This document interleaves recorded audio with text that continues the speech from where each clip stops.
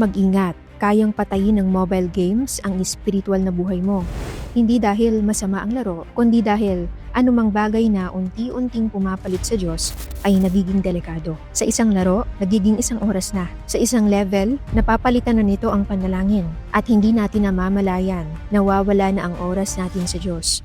Sabi ng Biblia, malaya akong makagagawa ng kahit ano, pero hindi lahat ng bagay ay nakakabuti. Pwede mong sabihin na pwede akong makagawa ng kahit ano, pero hindi ako dapat magpaalipin sa anumang bagay. Kaya ang tanong ay hindi kung ang kasalanan ba ang maglaro, kundi kung sino ang may kontrol, ikaw ba o ang laro?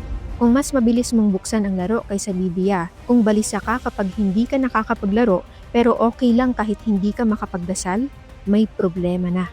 Hindi sinasabi ng Diyos na burahin ang lahat.